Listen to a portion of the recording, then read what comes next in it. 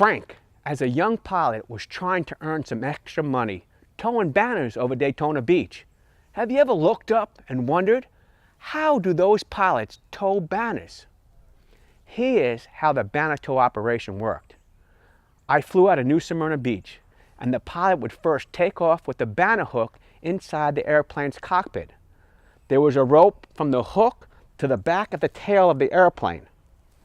Once in the air, the pilot would throw the hook out the window and make a dive bomb attack toward the banner poles, like a Japanese kamikaze pilot.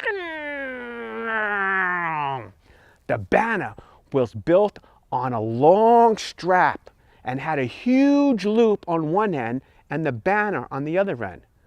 The banner could be as large as 35 feet and as long as 100 feet. The huge loop would be atop of two 10-foot poles about 20 feet apart. The rest of the banner lay flat on the ground. The operation entailed flying directly over the huge loop that was set atop the two 10-foot poles. Flying at top speed, as the aircraft passed over the loop, and just before the hook was about to snag the loop, the pilot would pull the aircraft yoke back so that the airplane would pitch high towards the sky above the stall altitude, transferring all the kinetic energy to potential energy. The airplane's airspeed would slowly decrease as the banner was being lifted off the ground.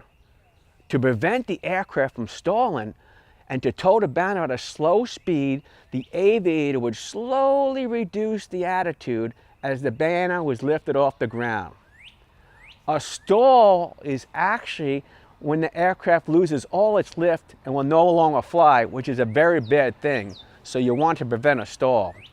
Lifting the banner off the ground would greatly increase the aircraft's drag force and weight force and reduce the aircraft's thrust force and lift force. Basically, the airplane couldn't fly as fast and climb as efficient. Then the pilot would depart the aerodrome traffic pattern and navigate to Daytona Beach shoreline. The banner would be towed at only 200 feet above the Atlantic Ocean and the beachfront at the slowest possible speed. The banner tow pilot would fly at only 5 to 10 knots above the stall speed. The stall speed is really a reference speed. It's really the aircraft's angle of attack and attitude that defines the actual stall. Flying at a low altitude at a slow speed was the optimum to present the banner to those sunbathing customers on Daytona Beach. The goal was to keep a safe distance from the other airplanes and from the ground while maintaining a safe airspeed. After making 6 or 7 passes over the beachfront, it was time to return back to New Smyrna Beach Aerodrome to get another advertisement banner and to get more fuel. You can't fly all day on just one tank of fuel. As you approach the airfield, the goal was to fly as low as possible to safely drop the banner. You pull the hook release latch in the cockpit to release the hook in the back to drop the banner. Once you drop that banner, you would get an increase of thrust force and lift force due to the reduction of the drag force and weight force. You're now flying fast. The pilot would then climb and enter downwind over the traffic pattern and then base and then final and land on the runway. So when you have a runway like this, you have like a box pattern on top. You would have downwind, fly around, base, turn to final, come and land. But here's the kicker story. Pilot beware. Too much self-confidence and that big-headed ego. One day, I became a hero with the big-headed ego amongst the banner tow pilots.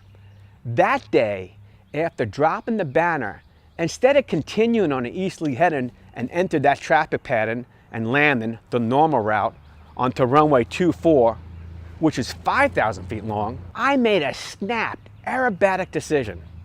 At about 50 feet AGL, that's 50 feet above the ground, out of the corner of my eye, I saw 2,000 feet remaining of runway 20, and I decided I could land on that.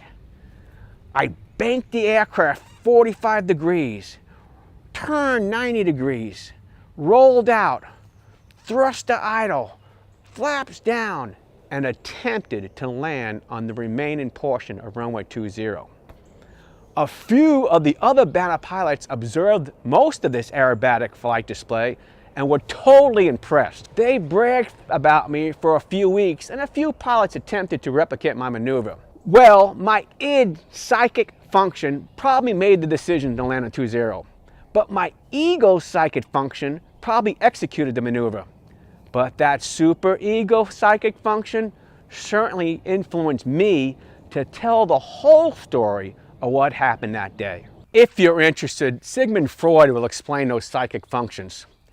The truth was, I actually unintentionally taxied off the end of runway 20 and almost taxied into the trees ahead.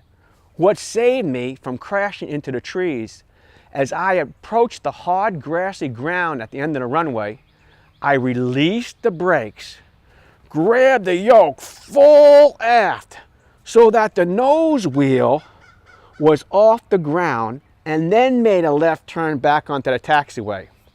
This is a flying technique that I had learned in flight training in England on actual soft grassy fields and runways.